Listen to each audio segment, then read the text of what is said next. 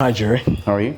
I'm fine. How are you? Lovely, thanks. It's been long. Been a while. We are back We are back in full force. on the Aim and JERE podcast. We'd like to thank our supporters for being patient with us. We also like to say a huge thank you to our sponsors, Zena Markets and O Electronics.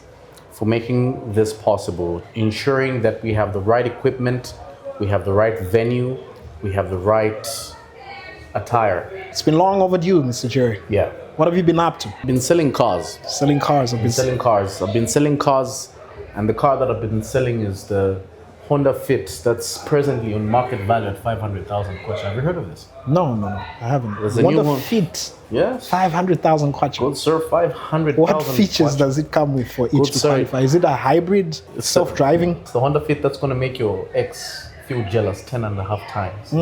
As long as you show your JERE papers, they're going to be jealous at 500,000 Zambian kwacha. You haven't heard this joke? No, I haven't. This is the first time I'm actually coming to hear about this joke. Okay. Yeah, I'm happy that you are growing in your business career. Yes. I think a lot of people will be curious on how we started our journey Yeah. up until this point True. in our business career. Because apart from this, what we're doing here right now, I'm a businessman. I don't know about Mr. JERE. He's going to speak for himself. I'm a businessman. What about you, Mr. JERE? I'm a businessman, and I've been on this journey for over half a decade. And with this journey, there were ups and downs, too many struggles, too many hurdles, but most importantly, lessons that I drew across this path.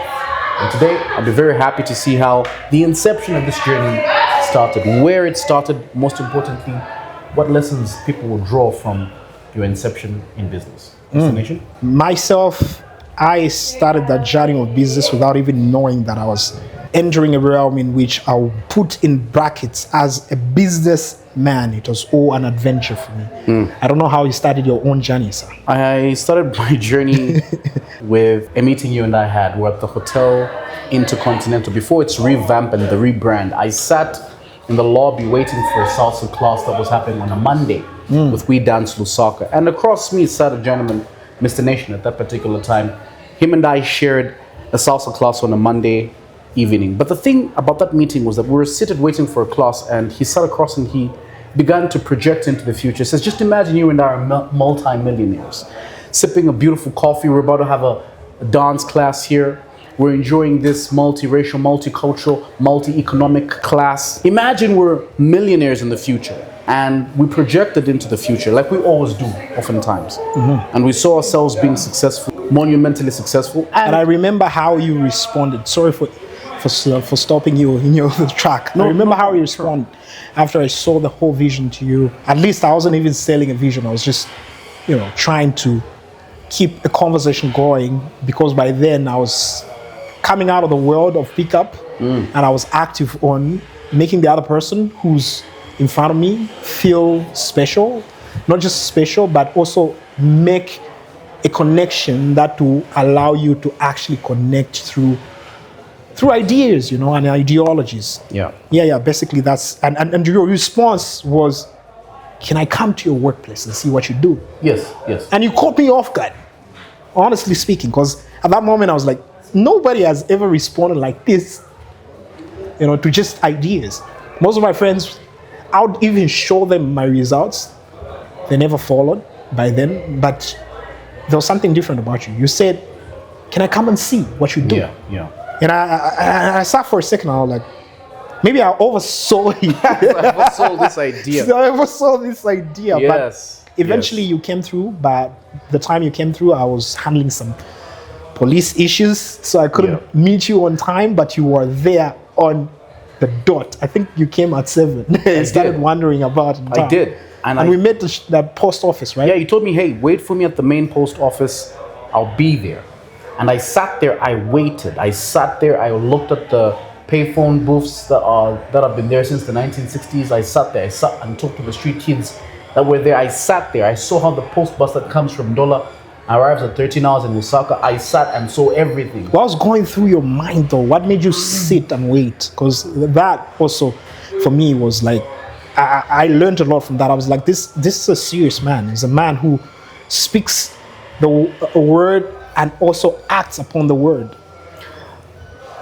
Hunger. I think the one thing that Cristiano Ronaldo told to Piers Morgan the time that he had an interview with him, he said, "You've got a son who's taller than you, who's got more opportunities than you had when you were growing up. Do you think he will be as successful?" And he said something that's resonant across every man on the earth, and says he may have the facility, he may have the establishment, but the one thing that he doesn't have is hunger. And at that time, I was hungry. I was deeply impoverished, especially when you're starting off as a youth. You don't have any money, you don't have any power, and the only thread of hope to changing my story was meeting Mr. Malomo that afternoon at the main post office, and I waited as long as he could come and show up. Yeah, so I finally met you.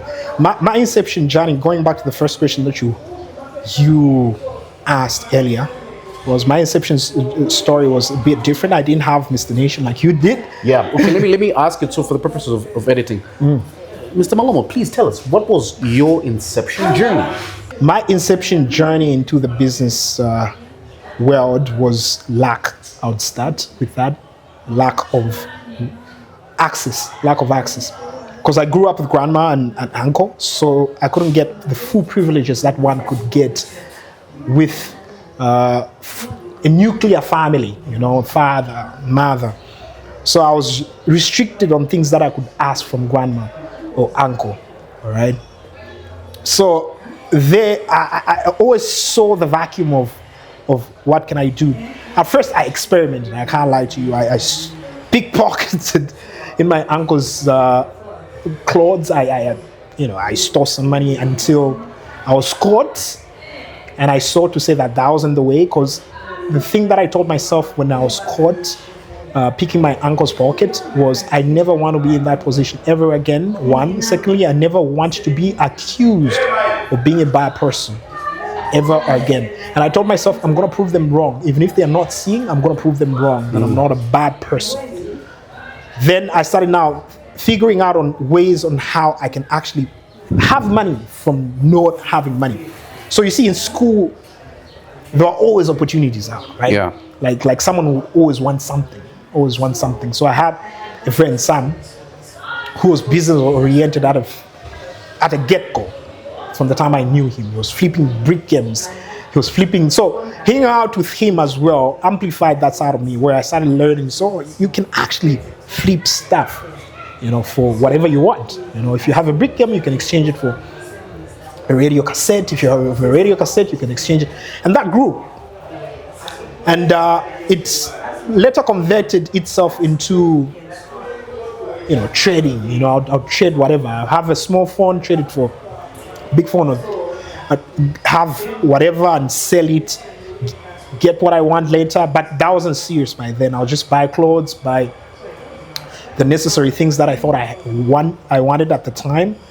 Moving forward into the future, I found myself in a relationship, one of the first relationships that I had, which was serious, and this girl showed me a different way on how you can interact in a relationship. The relationships that I had prior to this one was the kind of relationships that involved me just going for a walk with a girl and stuff like that, and nothing goes beyond that, right?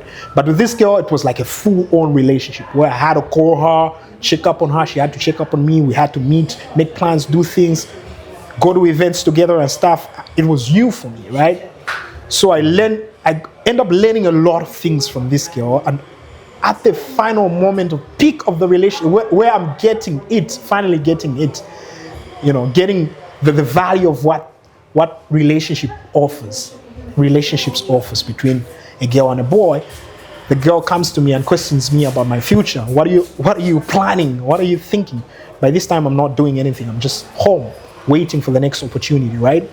So the girl is asking me, what do you have planned after this? So I'm telling her to say, I'll keep on doing this business thing. I see where it takes me. And she walks me through her thoughts, telling me to say, see, it's not going to work out. I don't see it working out. And selling things will just lead you to selling your own stuff. I guess she had a paranoia where she had an uncle who sold everything he saw or found and traded it for beer. So she likened that to what I was going through as well, to say perhaps you end up being that person. So fast forward into the story, she breaks up with me, and that brought about a different type of hunger, which was backed by "I'll prove you wrong, I will make it, I will pull up next year, this time with a car." So yeah. Ladies and gentlemen, that is the inception story of THEMBA Malomo and JERE.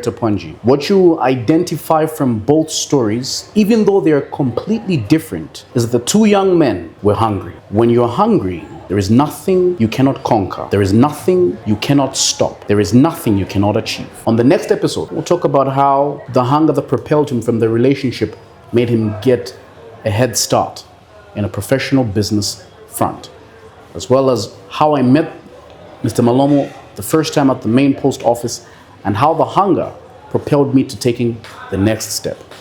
Thank you so much. My name is JERE. And my name is Mr. Nation. See you on the next one.